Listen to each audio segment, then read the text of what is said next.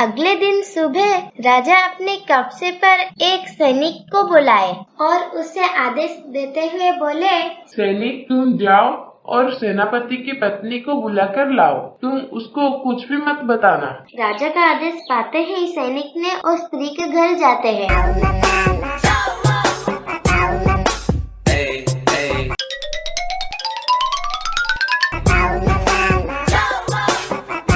सैनिक ने सेनापति की पत्नी को लाकर राजा के सामने खड़े कर दिए। फिर राजा उससे गुस्से में सारी घटना के बारे में पूछे। तब सेनापति की पत्नी चालाक से बोली, महाराज मुझे माफ कीजिए, मैं तो आपकी बुद्धिमानी की परीक्षा लेती थी। मैं आपकी बुद्धिमानी के बारे में अपने पति से बहुत सुना था, इसीलिए थोड़ा गलती हो गया और मैं देखना चाहता था कि आप कितनी बुद्धिमान और चतुर है।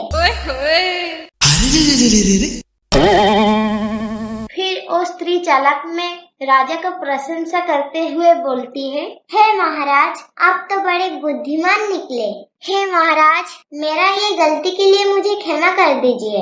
आप तो बड़ा बुद्धिमान और दयालु हो। मैं तो आपकी बुद्धिमान की परीक्षा ले रही थी, आप सफल हो गए हो और मैं फंस गई हूँ। ऐसे ही वो दुष्ट स्त्री ने राजा को अपनी मीठी मीठी बातों में फंसा देती है। राजा ने उस स्त्री के ऊपर ही प्रसन्न हो गए और उसकी सुंदर की प्रशंसा करने लगे। और वो स्त्री की बात सुनने के बाद राजा के मन परिवर्तन हो गया और वो स्त्री को दंड देने की जगह में राजा भानु प्रताप ने उससे अपनी पत्नी बनाने के लिए निष्पत्ति ले लिया और उससे विवाह कर लिया।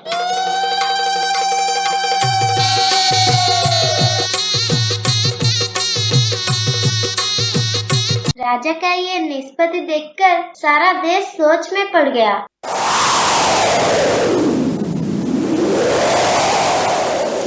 लेकिन कोई कुछ भी नहीं कर सकता था, क्योंकि ना ये राजा की निष्पत्ति है।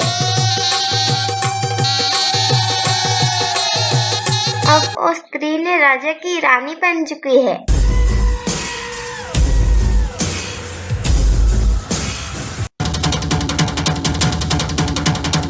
वो स्त्री अपनी सातों बेटी के ऊपर बहुत नफरत करने लगती है। वो चाहती है कि राजा की सातों बेटी कैसे ही महल में निकल जाए। सातों बहन को महल से निकालने के लिए बहुत कोशिश करने लगा। वो ये सब इसीलिए करता था कि वो राजा की सारी धन संपत्ति अपने नाम में कर ले।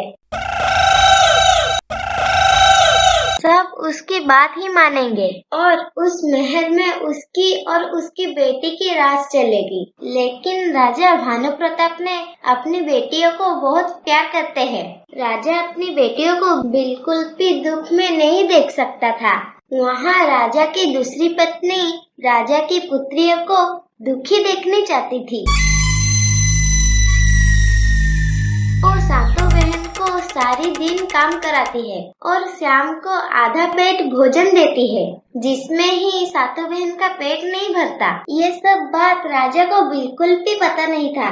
जो सेनापति की पत्नी थी वो अब राजा की महारानी बन गई है। वो स्त्री और उसकी बेटी महल की सारी कोने की सुख सुविधा की आनंद ले रही थी। वो स्त्री की बेटी राजकुमारी की तरह महल में रहने लगती है और उसकी माँ उसको राजकुमारी की तरह रहना सिखाती है। रानी अपनी बेटी के लिए अच्छे अच्छे खाना बनाती है और बहुत सुंदर सुंदर ड्रेस भी बनाती है। रानी अब सातों बहन को परेशान करना शुरू कर दिया। रानी की इस प्रकार से व्यवहार को देखकर सभी बहनें उसके ऊपर दुखी हो जाते हैं और रोने लगते हैं।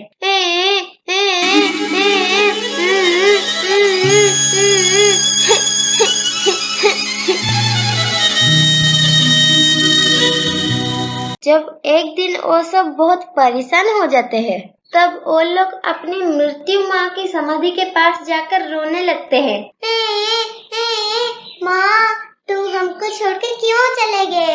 तब उसकी बड़ी बहन रोती हुई बोलती है, माँ क्या तुम ये सातों दुखी बेटी को देख नहीं पा रहे हो? आपके जाने के बाद हम बहुत ही दुखी हैं। आपके जाने के बाद पिता ने दूसरी शादी कर ली है, लेकिन वो सौतेली माँ हमारे ऊपर बहुत अत्याचार करते हैं और हमको पेट भर खाना नहीं दिलाती है। हम सबको बहुत परेशान करती है। उनकी बेटी भी हमें बहुत परेशान करती है और काम में व्यस्त रखती है।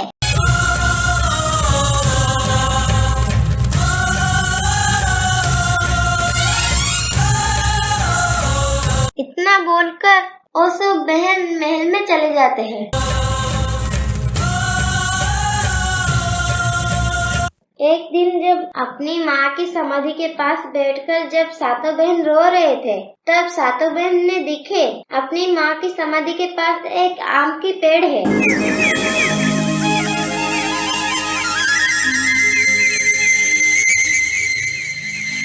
और वो आम की पेड़ में भरपूर का आम हुआ है और सभी बहन ने आम तोड़कर खाने लगे और अपनी माँ को धन्यवाद बोले।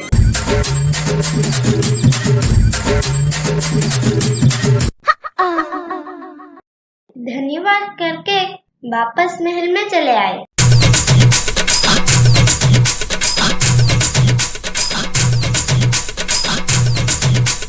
अब जब भी उनकी सौतेली माँ उनको खाना नहीं देते हैं, तो वो अपनी माँ की समाधि के पास चले आते हैं और आम खाकर चले जाते हैं।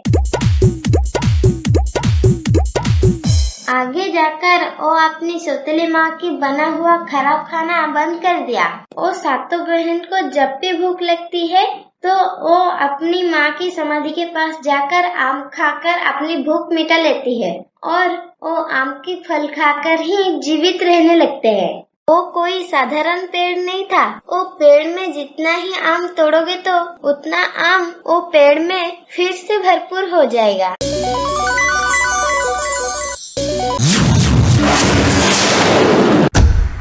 सातों बहन फल खाकर अपने महल में चले जाते हैं और सौतेली माँ के सामने खड़े हो जाते हैं। सौतेली माँ उनको देखकर आश्चर्य हो जाता है।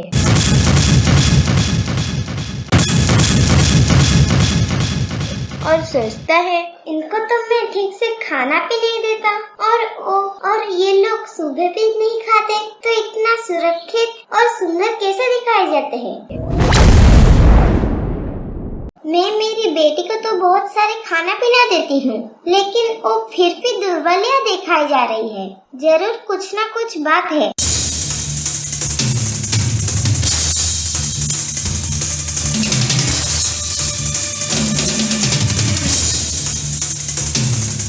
उसे इस रहस्य को जानने के लिए वो अपनी बेटी को सारे दिन वो सातों बहन के पीछे लगा दिया। जब वो सातों बहन महल के बाहर जाकर अपनी माँ की समाधि के पास जाती और आम खाते हैं,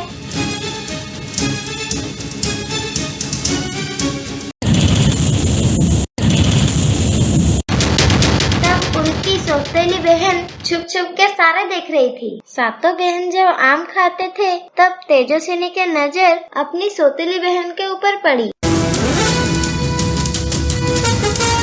और वो अपनी बहन से बोला, अरे बहनों, हमारी सौतेली बहन को देखो, हमारे पीछे करते हुए यहाँ पर आ गई। चलो उसको मार के भगाते हैं, नहीं तो वो दुष्ट माँ को जाकर सारी बात बता देगी। तब उसकी बड़ी बहन बोलती है, अरे तेजस्विनी, तुम क्यों चिंता करते हो? ये लड़की तो मुझे बहुत सीधी लग रही है। भला ये क्या ही करेगी? ये क्या ही जाकर हमारे बारे में बताएगा? ये लड़की तो निर्दोष है। इसकी माँ तो हमको अत्याचार करती है। इसमें इसका क्या कसूर है?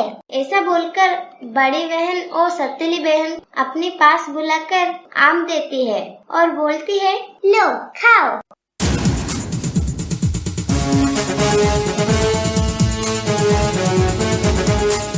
वो लड़की आम खाने के बाद वापस महल में चले आती है और अपनी माँ से सारी बात बताती है और बोलती है, माँ, मेरी माँ की समाधि के पास एक आम पेड़ है। वो सातों बहनों वहाँ पर ही आम तोड़ के खाते हैं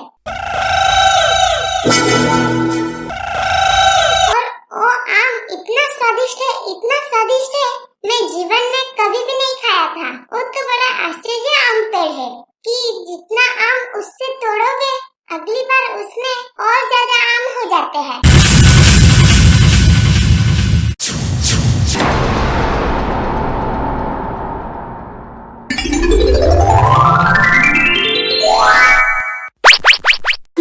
love story, modern love story.